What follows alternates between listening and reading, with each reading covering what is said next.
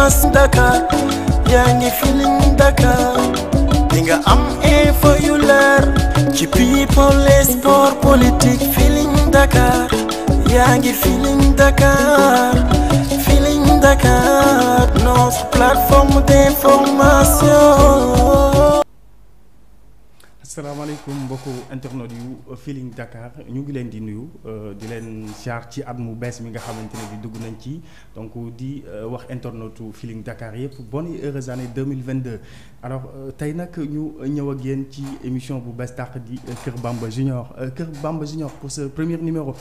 tey nag ñu dalal artiste boo xamante ne bi Sénégal kenn dootu ko présenté ndax naam dafa juddu ci li nga xamante ne bi mooy showbiz juddoo ci famille Jimmy Dogo di baayam di koo xamante ne bi dootuñu ko présenté donc suñu waxee Mamy Mbaye Dogo di artiste boo xamante ne bi moom itam jaaroon na ci groupe Alif jot fa def ay ravage yu doy waar ñu marqué seen empreinte fii ci Sénégal waaye laata loolu am na fu mu jotoon a jaar ak frère am boobu di Cekki Bless tey jëlee li ñu ko gën a ràññee ci Sénégalais yi bokk na ci théâtre bi nga xamante ne bi mi ngi ko àndandoog artiste bu siiw boobu di Jogay loolu lépp dañ ko waxtaanee ci biir émission bi waaye laata loolu mën nuyu ko maa ngi lay nuyu. bi di nuyu ñi leen di suivre yëpp yéen waa Feeling Dakar di wax ni que kontaan naa daal ci teewaay bi. merci beaucoup jërëjëf Mamy Mbaye mu Jogay man maanaam Jogay. mu ngi fi di lakkale. Jogay mu ngi fi rek di lakkale comme d'habitude ñuy raak. alors bi ngi noonu voilà Mamy bu ñu waxee Mamy Mbaye di ko xamante ne bi comme ni ma ko waxee léegi du ñu la présenté ci Sénégal ndax. ku wax Jimmy Mbaye Dogo xam ni mooy sa waajuru góor donc nga judd nag ci famille musique nan nga def ba intégré tey li nga xamante ne bi musique la donte ci nga judd waaye naam yombul woon. waaw comme li nga ko wax rek ci laa juddu parce que tey sama famille ñi nga xamante ni ñu ci xamul sax quasiment ñoom ñëpp ñu ngi ci musique même bu dee am nañ seen yeneen liggéey mais musique dafa nekk ci famille Mbaye Dogo boo xamante ni vraiment ci ku ci nekk mu ngi ci yow am na ñoo xamante ni ce sont des chefs d'entreprise mais par exemple kii day jouer piano kii day jouer batterie ainsi de suite donc mu nekk loo xamante ni man depuis bi ma nekkee xale dama ko bëgg. ma nekkoon xale bu tuuti léeg-léeg ma sol sama talon yaay jàkkaarloog seetu bi yuuxu sonal leen défilé ainsi de suite donc je pense que ñoom depuis bi ma nekkee xale préparé wu nañ. parce que xam nañ ni que kii moom mënul mucc ci lii. donc ci laa commencé ndànk-ndànk di tàggat sama bopp ci loolu ba ni may former un groupe ak sama frère bi tudd Cekki Bless comme ni nga ko waxee Cheikh Mbaye. di ko kukuwaale ñu formé un groupe bu ñu tuddee woon MIFA donc la famille en verlan moom il fait du rap d'ailleurs mu ngi koy continuer mu ngi Paris léegi mais mu ngi koy continuer foofu mais terewul tamit muy mu ngi def liggéey bu doy waar parce que à chaque fois boo amee événement fii la koy ñëw def si demaat nekk un grand patriote. Donc bi mu demee Paris ma continuer sama carrière solo ba ni may intégré Alif ba ni may jógewaate Alif pour continuer sama carrière solo en tant que doomu Jimmy Mbaye donc ñu xam ko muy guitariste bu mag nekk ci Youssou Ndour nekk Super Étoile alors nga jékki-jékki di def hip hop donc groupe nga formé mais defoo mbalax directement choix bi lan la woon mbalax bi dafa yombul woon wala da nga tëbul bi ngay commencé da nga mënagul woon way moo tax nga dugg ci rap. Parce que man déjà j'ai jamais été rappeuse man damay woy donc loolu toujours damay bëgg di ko éclaircir parce que sama frère moo doon rap man damay woy donc maintenant kii di chanter je pense que war a mën a laal style bu nekk donc du moment où parce que tey nga woy soul woy R&B ak yooyu du loo xamante ni dafa yomb et c'est pas parce que da ngay daw mbalax pas du tout parce que du moins tey c'est beaucoup plus difficile sax nga allier mélodie ak rythme mbalax et tout que voilà on peut dire parce que tey am na foo xamante ne bu dee foofu nga war a yem tu dois assurer tout le long tey mbalax tu as beaucoup d'autres instruments yi nga xamante ne dina égayer son bi dina neex et tout ça benn yomb ci daal pour dire mais du moment où on se dit chanteur war nga mën a laal fu nekk. yow ak sa frère bi dislocation ngeen jékki-jékki groupe bi tas wala moom mu def carrière solo donc lan moo xewoon ba groupe bi. non ak sama frère tasuloon dafa demoon nekk France dafa tukki woon donc dem pour dëkki ji. voilà donc loolu moo tax on n'a pas continué le groupe mais amuloon benn mënul am sax problème ñoo bokk ndey ak baay. donc mënul am problème c'est juste ça tukkiwam moo tax moom mu continuer carrière am en France man ma continuer sama carrière au Sénégal. juste après ci nga rejoindre groupe Alif naka la demee yomboon na est-ce que. Bon quelques années plus tard après Myriam dafa ñëw daf ma woo donc ñu jox ko sama numéro mu woo ma ñëw kër ga waxtaan ak man ne ma ko moom dafa gis li ma doon def et puis mu gis ni que on a quand même les mêmes combats muy ci jigéen ñi on a à peu près les mêmes valeurs mu gis ni que daal war nañu mën a liggéey donc mu proposé ma ndax bëgguma rejoindre groupe Alif comme ça ñu bayandoo suñu waar et tout et puis mu nekkoon idée boo xamante ni ça m'a plu parce que ay jigéen yu ma nawoon la après j'ai accepté ñu commencé ba mu joxe li mu joxe alhamdulilah macha allah. Alif dafa nekkoon groupe boo xam ne bi ñuy soog a commencé Sénégal donc ñëpp a leen nawoon macha allah parce que ci mën way bi bu ñu masaan a génn ñoom jigéen ñooñu ñëpp naw leen mais ngeen di dem ba mu yàgg ñu jékki-jékki gis ni groupe bi dafa tas wala dislocation la alors balaa maa wax ci tas bi déjà pas yi ngeen njëkk a def est-ce que c'était facile fii ci Sénégal en tant que groupe boo xam ne ay jigéen rek a fa nekk ngeen yor ko di doxal. C'était faciluloon pourquoi faciluloon parce que comme ni nga ko waxee jigéen nekk ci milieu showbiz dafa metti dafa metti ci peut-être ñi ngay taseel ñi nga xamante ne war ngeen mën a liggéey ñi nga xamante ne war nañ la mën a jàppale te duñ ko def parce que dañuy gis ni que jigéen nga xëy na am na lu ñuy xaar ci yow balaa ñu lay jàppale donc façon bu nekk tase nañu ak ñoom façon bu nekk jot nañu liggéey ak ñoom mais heureusement il y avait l'éducation derrière il y avait les valeurs derrière yi ñu doon sàmm et puis di ñu protéger par rapport ak lu bari d'une part aussi xawoon na facile parce que ñu ngi doon à l'époque ñu ngi doon liggéey ak Baba Amdi mu nekkoon koo xamante ni dafa investir woon ci Alif ba jeex tàkk donc vraiment mu jàpp ci moom ak équipe am yépp am na lu bari loo xamante ni xawoon nañu wàcc tuuti ci côté boobu donc dafa demoon sax ba dépasser production parce que vraiment dafa doon liggéey ak xol voilà donc à la limite lu bari loo xamante ni moom moo ko doon régler moo ko doon lijjanti ñun après on se concentrait ci suñu wéy ainsi de suite. mais mami dégg naa ne yaa tas Alif de Alif yow yaa ko tas ah oui parce que nee nañu Alif. ci yéen jigéen jalousie bi dafa doon bëri parce que mami macha allah dafa yor baat bu neex dafa mënoon way que moom lañ doon gën a contacter dafa doon def yeneen affaire di leen fa bàyyi finalement jigéen ñi mënatuñu woon supporter loolu. non c'est pas vrai ça non Alif tasuma ko mënuma ko tas parce que Alif existé na avant man. mais tu confirmes que da nga doon def yeneen affaire di leen bàyyi. def yeneen affaire di leen bàyyi je dirais non même si c'est vrai que doon nañ ma contacter parfois parce que man bi may dugg Alif. man su may dugg ci dara damay wax lu leer may dugg Alif dama leen ne que j'ai une carrière solo et boo xamante ni duma ko délaisser parce que boobu fekkoon bi ñuy ñëw ci man fekk na ma amoon ay projet ba pare ba commencé woon sax déjà génne woon quelque chose ainsi de suite donc amoon ay projet donc dès le départ dama wax lu leer ne leen dama am carrière solo et que bàyyiwuma carrière solo bi je vais nag ma concentrer ci groupe bi def li ma war mais terewul sama carrière solo bu ma soxlawee dinaa ci dem. je n'ai même pas pu le faire parce que groupe bi daf ma après moomoon en fait. daf ma tënkoon et puis j'avais du mal sax di quitter di dem defi lii wala là parce que déjà on n'avait pas le temps et man bu ma nekk ci dara damay investir donc je me donnais à fond ci groupe bi voilà donc mënuma tas Alif. donc tënk bi mu la tënk est-ce que du moo tax nga jékki-jékki ne lii daf may tardel naa dem defi sama yëfu bopp. non mënuma tardel parce que Alif lépp lu ma ci def xol laa ko defee mënuma tardé et que lépp lu ma ci doon def tamit dama ko doon def parce que daf ma neex. tasu Alif coow ko indi Mami Mbaye yow de yaa ma ko yëgal. mais coow Alif ñëpp yëg nañ ko ñëpp yëg nañ ne que ay jalousie la entre jigéen parce que amoon ngeen départ bu baax ñëpp bëgg leen Sénégal. mais non Sénégal donc coow li laa bëgg ñu ñëw ci lan moo tax Alif. nee na jalousie mënul am jalousie parce que Alif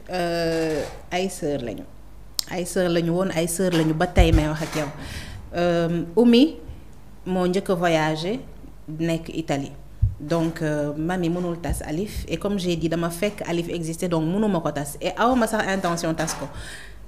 amuloon coow parce que la preuve foog naa démb laa mujjee wax ak Myriam mënul am coow donc mami ngir yàlla mami moom tasul Alif bi Alif bi éclaté wu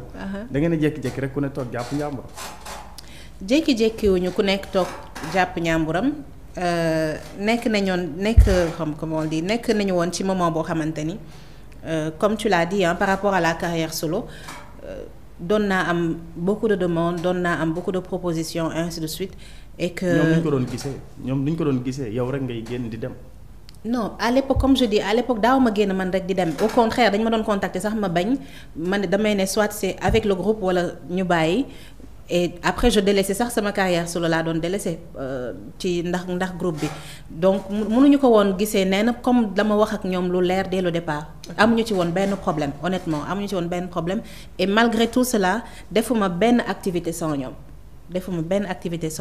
mais à un moment donné man j'ai jugé que je préférais arrêter le groupe et me consacrer à ma carrière solo. kon yaa bàyyi.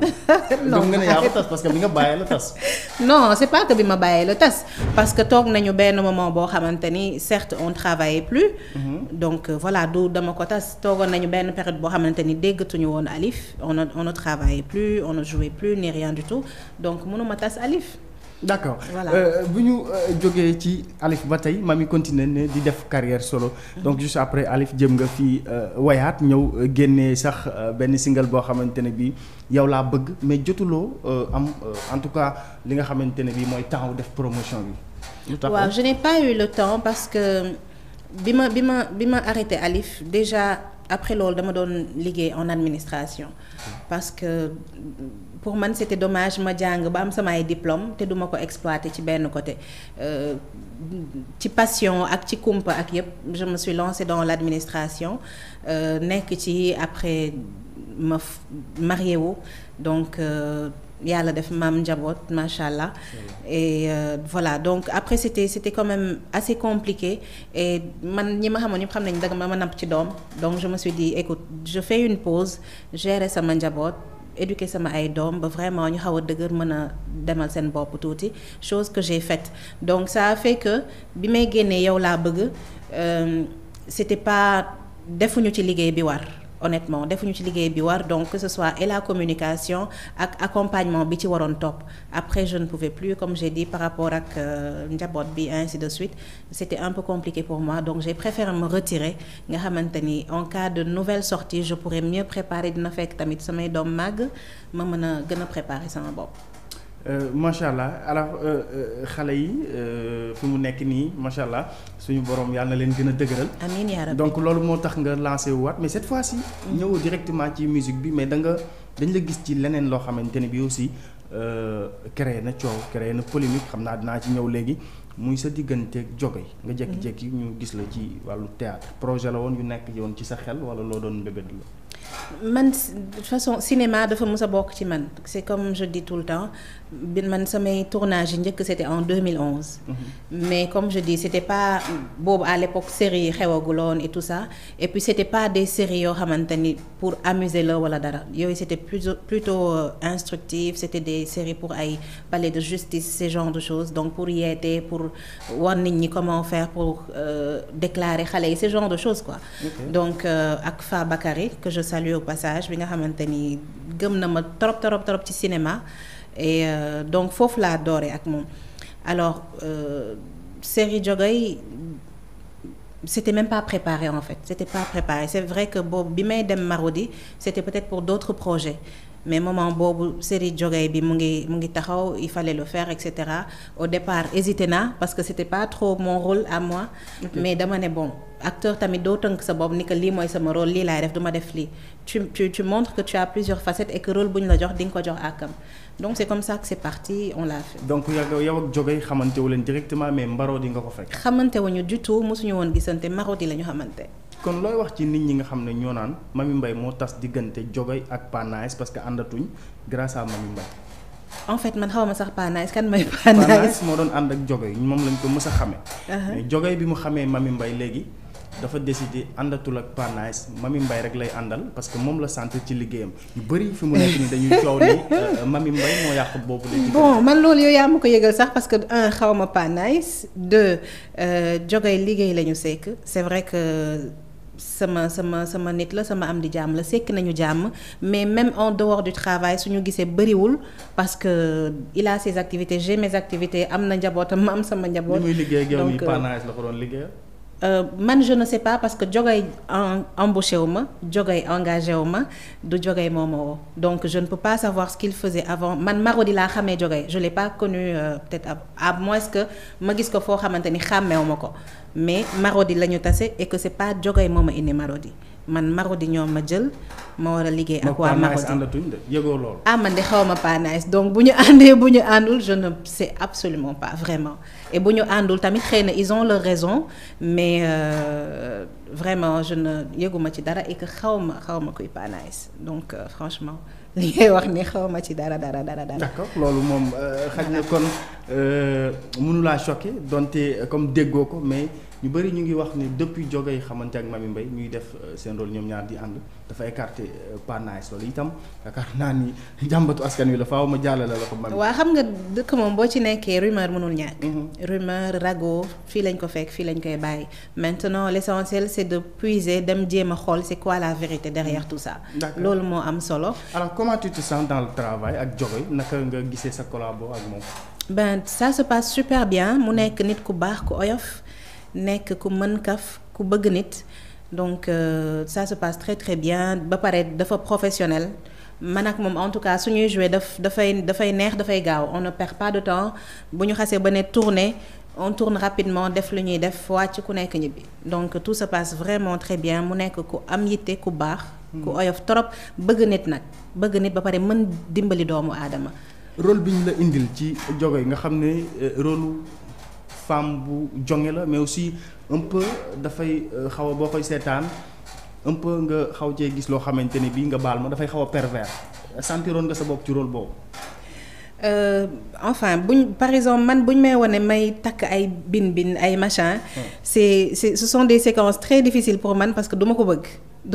du tout d'ailleurs même quand je suis en tenue war ko teg sama kaw je suis gênée dañuy génn ñoom ñëpp bàyyi ma peut-être avec la maquilleuse parce que je suis pas bien parce que je trouve ça très intime et bon après c'est vrai que tu n'es pas nue tu n'es pas en sous-vêtements wala dara mais honnêtement man daf may gêner après on travaille c'est un rôle et c'est le rôle d'une femme et son mari wonewuñu rôle gel ak far wala dara donc voilà on travaille et puis après on passe quoi. waaye parce que ñu bëri nee nañu Mamy Mbaye de lii ñu koy joué loo xaj na du moom ndax Mamy Mbaye nit la ku digne ku am fulla parce que Mamy boo gisee lu mu amul ci aar sax dignité moo ko may parce que yàgg na dégg lu ne yàgg na jot xeetu proposition bu ne mais dignité moo tax mu rasu est-ce que tu confirmes. Je confirme oui. Je confirme comme toutes les femmes qui sont dans le milieu on va dire et puis dans tous les milieux parce que même en entreprise sax di nga gis façon bu nekk. daf may proposition en fait daf may fàttali même bi may def stage avant yi yëpp di am nga xam ne pare naa sama formation di def stage à l'époque sama chef de stage dafa ma noboon donc comme il m'a fait des avances ma bañ mujj gi bu xëyee liggéey bi ma waroon def yëpp lay ñëw këpp ma ko mais man j'adorais travailler non vraiment day ñëw sotti ma àddunaay liggéey xam nga tu le fais et puis tu me finis ça rapidement xam nga ma ne ko amul benn problème donc c'est pour te dire que c'est partout. tey am na sama ay morom yoo xamante ne elles le vivent dans des maisons dans les entreprises et cetera milieu showbiz nag moom certes moo ci raw c'est pire parce que comme je dis tout le temps da ngay gis parce que carrière musicale artiste bu ñu ko jàppalewul du dem parce qu'aujourd'hui benn artiste tëbul tëb rek mën a jékki-jékki génne benn 10 millions ci poche am def li muy def donc tey am na ñoo xamante ni soit ils te produisent def ci investissement bi war xaar peut-être retour sur investissement à la longue wala dans le court terme certes c'est pas possible mais dans le long terme oui bu dee def nañ liggéey bi war autour de l'artiste am na ñoo xamante tamit dinañ ko mën duñ la produire mais duñ la jàppale tant que amuñu ci yow dara. kon da nga gis ne ñàkk jàppale boobu dund nga ko ci biir milieu bi. mais dund naa ko parce que tey nit daf lay gis ngay liggéey li ngay liggéey neex ko mu ne la non man dama bëgg a participer ci sa carrière dama ci bëgg a indi sama contribution et tout d'habitude comment ça se passe pour vos albums ñaata ngeen di investir wala dara dama ci bëgg a jàpp mais c'est-à-dire même bu ngeen ci waxtaanee quelque temps après nga gis nit ki di commencer dugal yoo xamante ni bokku ci alors soit nga accepter def li mu bëgg am nga ci anecdote bëri na bëri na lim ñuy arrivé bëri na j'ai toujours donné l'exemple de quelqu'un avec qui je devais dem tourner donc tournée bi jour bi ñu waroon signer contrat bi écoute jour boobu la ma doon ay waxu bul dof maak yow duñu dem tourner ngay nekk benn chambre ma nekk beneen chambre duñu chambre bah oui duñu nekk chambre à part dañuy defar ba mu baax et cetera et cetera. Bon, après, j'ai un peu été incorrecte avec moi parce que je me sentais insultée. Et puis aussi, bon, je voyais que le contrat bi ñàkk naa ko parce que xam naa ni que duma ci dem xam naa ni que ni ma waxee ak moom tamit neexu ko donc dina arrêter contrat bi. C'est jour boobu la ñu waroon signer il est venu avec l'enveloppe et tout te xam nga xaalis bu takku la woon te pour une j'étais très jeune. kontaanoon nañ ci nag defoon sama plan sama projet sàmm naa xaalis bi daal sama bopp ba pare donc du coup c'est comme ça qu'on l'a perdu mu xas ma ba ma ràpp ne ma de toute façon tu ne seras personne et cetera fula bi ngay jaay ci milieu bi dañ la koy jowee mais tu n'iras nulle part ak sa fula boobu et cetera wax ma ne ko ok amul problème. Après par la suite yàlla def des années plus tard c'est la même personne qui m'a rappelé ne ma je suis fière de toi gis naa li ngay kii je savais que tu vas être lii après ma ne àdduna tontu na ko tey am na bu doon ku la defal yenn proposition yi nga accepté donc kenn waxatu ko. donc voilà. Alors yooyu boo ko daan dund ban yëg-yëg ngay am en tant que femme boo xamante ne bii mën naa ne dafa sóobu ci carrière am ay valeur yenn saa yi est-ce que daawul metti ba sa xol tooy parce que itam boo deful lii duma la jàppale ndax nga nekk. non mais loolu sax loolu jooy naa ci ba sonn parce que je me disais que c'était injuste en fait parce que man bu dul dara man avec li ma amoon su ma waree jàppale nit damay jàppale nit te yàlla tax donc soit ma jàppale la soit ñu liggéey ma am sama intérêt. Maintenant je trouvais que c'était non seulement lâche mais mauvais de nga war a mën a jàppale nit nga war a mën a liggéey ak nit di ko teg ci ay conditions yoo xamante ni bu doon doom bi nga jur doo ko def bu doon rakk bi nga bokkal ndey ak baay doo bëgg ko def donc neexul parce que après da ngay xam ni que fii peut-être mënoon naa yegg fii ak fii ak fii avec juste un tout petit peu de coup de main mais que loolu pour coup de main boobu après lim lay coûter yow du la ko jaral en fait. Ces genres de difficultés dans la musique. Tu en ouvrais à ta maman parfois waxtaan ci ak sa yaay donte moo la bàyyi nga def ci musique nga dugg ci musique bi. J'en parlais un peu peut-être pas tout le temps parce que xam naa peut-être fi ma ko toll aussi donc du coup du neex ngay gis sa doom nekk ci yenn état yi et puis par contre ça ne me barrait pas daaw ma woon barré parce que dama doon continuer di liggéey comme il se devait et puis yàlla nekkoon ci sama biir. dund bu baax donc di ma accompagner ba dara du ñaaw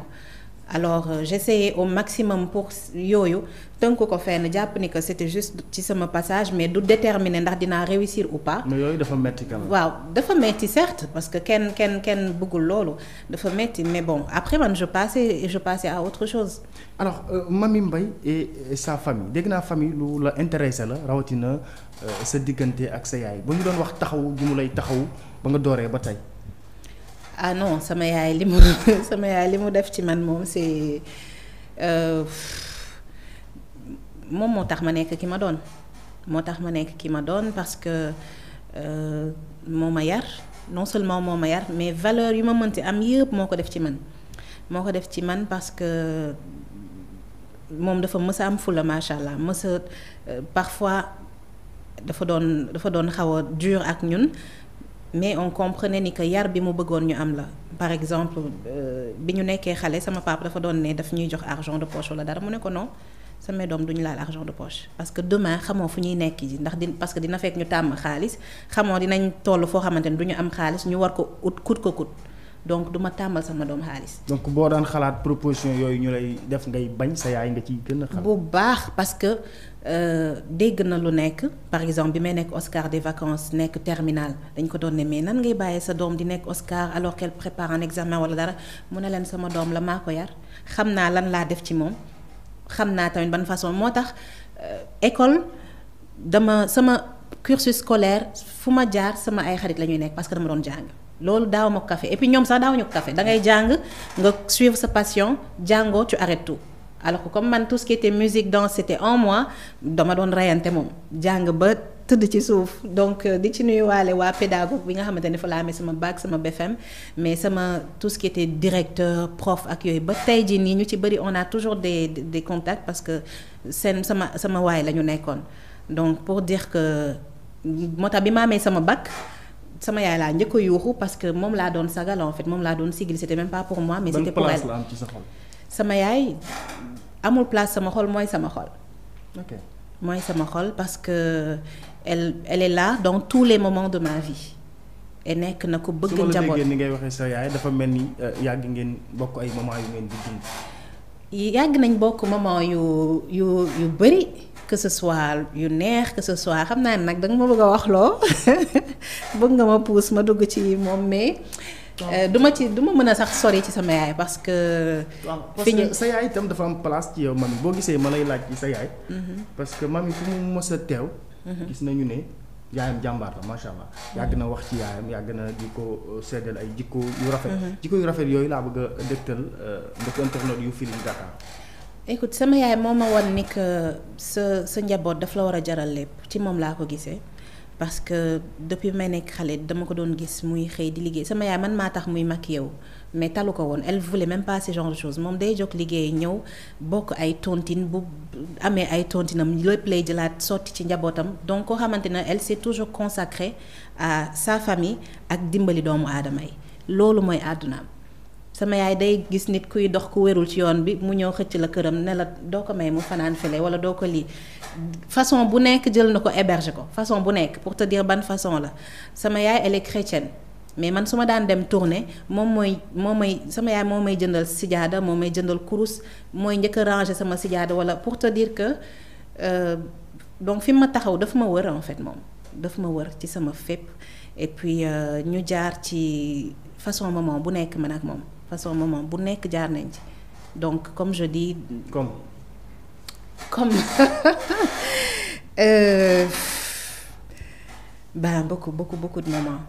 beaucoup de moments jaar nañ ci moment yu bari vraiment. ci jamono yi difficulté dafa mel ni mami dafa traversé nag yenn ay difficulté donte macha allah elle est courageuse moom itam mu ngi góorgóorlu ba léegi di nekk au devant de la scène. Ben oui, mamie a eu on va dire quasiment comme la plupart des gens, mamie a eu des moments très très durs dans sa vie et au début lan moo tax peut-être dara du fëkk sama bët parce que sama yaay jàngal na ma dund ci am jàngal na ma dund ci ñàkk parce que bi ñuy dëkk maak moom bon je n'aime pas trop parler ces moments j'en ai jamais parlé bi ñuy dund maak moom demoon nañ ba benn moment boo xam ne man ak moom rekk a dëkkoon mais c'était tellement dur que parfois on n'avait quasiment pas de quoi manger en fait donc dañ doon defar suñu ñànkatang defar suñu géej defar suñu diwtiir lekk et j'étais heureuse parce que dérangé wu moon parce que maa ngi doon gis sama yaay ñu ngi doon kaf bu ñu paree teg suñu musique fecc ci reetaan jàll ci leneen te bu ma génnee maa doon mën a reetaan loo nit ñi maa doon lu ma am partagé ko ak sama ay xarit wala dara donc xamuñu ko woon sax loolu xamuñu ko woon et je pense que ki nga bokk loolu ngeen bokk ko dund dañu daan man dugg naa benn télécentre benn année y avait 2 garçons ñuy werante kenn ki naan ko non yaayam la kenn ki non sœuram yow gis woon ni ñu yebantee sœuram la alors que maag sama yaay lañ doon wax parce que tellement on était proches en fait donc pour te dire que jaar nañ ci façon étape de la vie bu nekk waaw. merci beaucoup Mamy Mbaye yaakaar naa ni loolu ci sa côté la ak famille pour bañ yàq nag émission bi damay ñëwaat ci parce que c'est vrai que su ma waxee ci sa yaay man ci sama bopp sax am na lu may yëg d'après li ngay nettali ci sa yaay itam ak li nga dund ak moom lépp damay ñëwaat ci musique ngir bañ yàq émission alors bu ñu ñëwaatee ci musique fi mu nekk nii nga xam ne yaa ngi waajal retour waaye retour bi ngay waajal Mamy ndax xool nga ko fi mu nekk nii musique sénégalaise saturé na de. écoute art moom bu xol yi yaatoo ñëpp xaj ci parce que tey ku ci nekk ak loo mënti def tu as ta touche à toi. Et yàlla def na Alif bi ñuy génne suñu album c'était en 2008. Et pourtant depuis lors malgré sama retrait malgré sama pause ñi nga xamante ni maa ngi woon seen xol maa ngi seen xol ba tey alhamdulilah mu nekk sax lu ma choqué à la limite parce que tey mënoon nañ ma fàtte nekk ci leneen mais tey lañ lay gën a sonal quand est-ce que tu sors génneel lii mami lan ngay pare génneel lii génneel laa buñ ma gisee ci jogay pareil mami gaawal génneel lii. gis nga ne boo dikkaatee di nga am place. Donc en fait j'ai pas perdu ma place. J'ai pas perdu ma place. Pourquoi je n'ai pas perdu ma place? Parce que am na ñoo xamante ni ba tey dañ lay wax ni que yor naa raara ci sama téléphone dama koy déglu ainsi de suite mu nekk loo xamante ni ça me touche énormément parce que ñaata ñoo fi jaar ñu ma gën a talentueux et pourtant romb nañ après nit ñi jàll ci leneen. ni ngay gisee musique sénégalaise ça te donne envie de revenir fi mu nekk nii musique bi. C'est même pas ce que je vois moo may jox envie de revenir c'est juste l'amour que j'ai pour la musique et l'amour que certaines personnes me portent. Mais par rapport ak musique malheureusement culture ci boppam moo mel noonu day avancer ni muy avancer noonu lay gën a yaatoo tey yow da ngay ñëw ak sa style kay ñëw ak style am ainsi de suite après ku ci nekk tamit ak public am parce que tey ñi daan déglu salsa ñu ngi déglu salsa ñi di déglu reggae ñu ngi déglu reggae la preuve 31 décembre il y a eu combien de concerts dans le pays amoon na concert reggae amoon na concert basse amoon na concert Youssou Ndour yow du ñu la gis ci Wally Seck du ñu la gis ci Youssou Ndour dew ma ci fenn parce que man dama ñeme man je suis très casanière dama mën tëju donc 31 daal. lan mooy say lien ak ñoom Wally Seck par exemple. Wally on a enfin c'est vrai que duñu déggante tout le temps la dernière fois bi ñu déggante waxtaan nañu kafretaan et tout Seck jàmm. Bastion par exemple tamit jàmm la ñu sekk dinañu waxtaan kafre on avait même un projet boo xamante ni xam naa après dinañ ko taxawal donc voilà jàmm laa sekk ak ñoom ñëpp ce sont des frères voilà ce sont des frères jàmm la ñu sekk puis voilà. Et puis Youssou Ndour fi sa papa nekk d'ailleurs. Ben oui bon Youssou Ndour par contre c'est vrai que je ne l'ai pas rencontré et que. te sa papa ngi foofu. waaw mu ngi fa. mais man yow. mais mu nekk fa ne veut pas dire que. Bon dina xam naa xëy na dinaa ko gisi ji incha allah. est-ce que mu ngi ciy jàpp sa papa. Oui sama papa mu ngi ciy jàpp bu baax parce que ñaata yoon laa dem studio am enregistré fa wala dara donc. bu dul la moom bëgg na nga way. ah bien sañ na ko bañ ko bañee ma dóor ko dóor yu metti damay jëw nag de ba mu yegg ci moom mais non mënu ko bañ parce que c'est suñu deret la nekk mënu ko bañ c'est après l'essentiel mooy il a ses conseils yu mu lay jox nga topp conseils yooyu. Bref bu ñu la doon defloo en tout cas ni nga gisee musique sénégalaise bi en général concurrence bi par-ci par-là ni mu demee léegi lan ngay wax. na sain rek quand je dis na sain na rafet. Et que ñu xam ni que ñëpp xaj nañ ci parce que plus muy yaatu plus mu riche parce que comme je dis toujours dañu on doit s'ouvrir aux autres pays tey yeneen pays yi ñaata musiciens ñoo fa nekk doo leen compter et pourtant ku ci nekk sa place da nga koy am nga bay sa waar donc jarul xiiroo jarul ŋaayoo jarul concurrence l'essentiel c'est de se surpasser tout le temps bégal parce que ku ci nekk say premier fan sa famille la après leneen lu ci tegu tamit mooy am nga sa public bopp. D'accord alors Mamy yaakaar naa li ñu desee ci temps pareetul mais pour jeexal dañuy ñëw ci sa li ngay waajal fi mu nekk nii sa grand retour. Déjà ak single lay doon wala ak album. Bon certes l'album est quasi prêt. Mais bon. loolu la ngay wax chaque année nga nañu pare te duñu ko gis. Non c'est vrai que bon amoon na période yoo xam ne moom on aurait pu quand même sortir les choses mais comme je dis toujours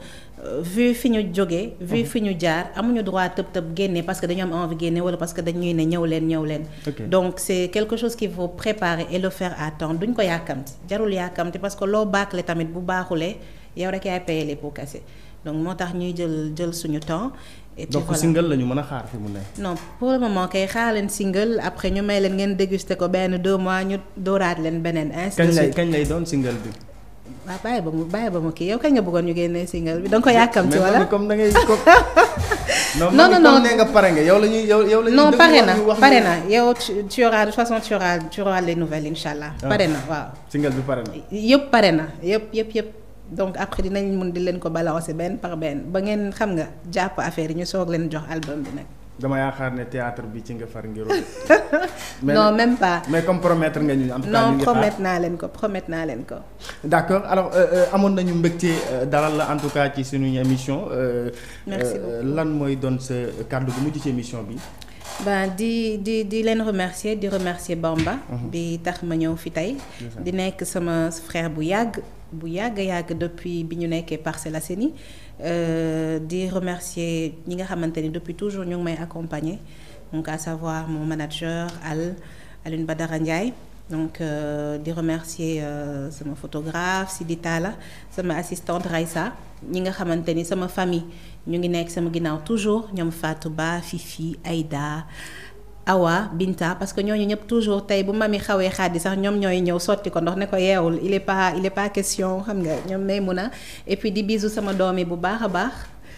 Fatima Mouhamad Papa di leen fóon bu baax a baax ak ñi nga xamante ni ñu ngi sama salon de coiffure Massina coiffure Binta di remercier Mariama et aussi di wax vraiment que affaire yi ñor na daal léegi ñu yekk ko ku ci nekk jël kuddam consommé bu baax a baax incha allah. bientôt ñu xaar fan si Mamy Mbaye. très bientôt incha allah rabbi. merci beaucoup jërëjëfati ça a été un plaisir en tout cas dalal la tey jëlee ci sunu émission Kër Bamba Show. donc di ci bëggal bu baax a baax nag vraiment internautes yi nga xamante ne bi ñu doon teewlu et puis namoon Mamy Mbaye donc xaar leen ko bientôt pour single bi nga xamante ne bi mu ngi koy waaj a génne waaye itam di jaajëfal en tout cas toute l'équipe de Feeling Dakar rawatina Bamba le PDG ak madame Diop waaris yëpp ñu ngi leen di béggee di leen gërëm di nuyu nag sama tailleur ki nga xam ne moo jaar tey si yére bi muy Sanu Thiaw Design mu ngi nekk Castor donc numéro téléphone am di 77 874 05 71 jërë ngeen jëfati jox leen dig daje incha allah ci beneen jotaay. del déglu del xool Feeling Dakar site bi lay jox information yu leer Feeling Dakar yaa ngi Feeling Dakar di nga am info yu leer ci people et sport politique Feeling Dakar yaa ngi Feeling Dakar notre plateforme d'information